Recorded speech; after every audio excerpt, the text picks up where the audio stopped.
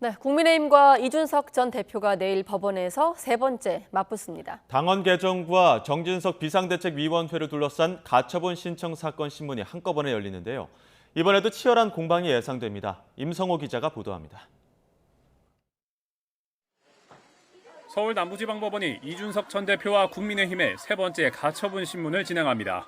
앞서 두 차례 신문에 모두 나온 이 전 대표는 이번에도 법원에 출석해 적극적으로 목소리를 낼 것으로 보입니다. 지난 가처분에서 법원에서 일정 판단을 내린 부분에 대해서 불복하는 것에 대해서 다루는 것이기 때문에 순탄하게 진행될 것으로 믿고 있습니다.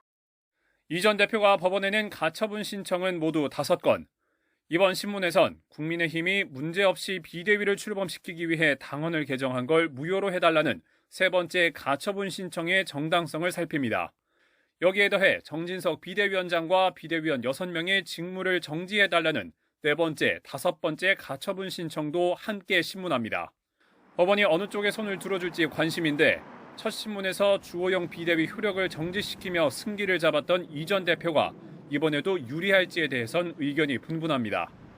앞서 법원은 지난달 말 당헌상 비대위가 출범할 만한 비상 상황이 아닌데도 일부러 비상 상황을 만들어 이 전 대표가 복귀하지 못하게 했다며 주호영 비대위의 효력을 정지시켰습니다. 이후 국민의힘은 전국위원회를 열고 최고위원 4명 이상이 사퇴하면 비상 상황이라는 규정을 넣었습니다. 이렇게 개정된 당헌을 근거로 이미 최고위원 4명이 사퇴해 비대위 출범이 가능하다며 정진석 비대위를 출범시킨 상황입니다. 그러나 이 전 대표는 당헌 개정 자체가 무효고 새 당헌을 발판 삼아 출범한 정진석 비대위 역시 효력이 없다는 논리를 펼치고 있습니다. 애초 비대위 전원이 정당 민주주의에 어긋난다는 판단이 나왔는데 국민의힘이 당헌을 개정하고 소급 적용까지 해 억지로 정당성을 만들었다는 주장입니다. 반면 국민의힘은 첫 가처분 결정을 받아들여 당헌을 고친 뒤 절차대로 새 비대위가 출범했다면서 아무런 문제가 없다는 입장입니다. 또 법원이 당헌 개정 자체를 문제 삼으면 정당 자율성을 침해하는 것이라고도 주장하고 있습니다. 그러한 상황까지 다 포함해서 개정된 당원 당규에 따라서 저희가 새로운 비대위를 출범한 것입니다.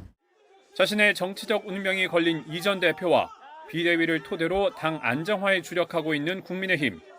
물러설 곳 없는 양측이 또 한 번 법정에서 치열하게 맞붙을 것으로 보이는데 쟁점이 많고 판결문 작성에도 시간이 걸리는 만큼 신문 당일 결과가 나오긴 쉽지 않을 전망입니다. YTN 임성호입니다.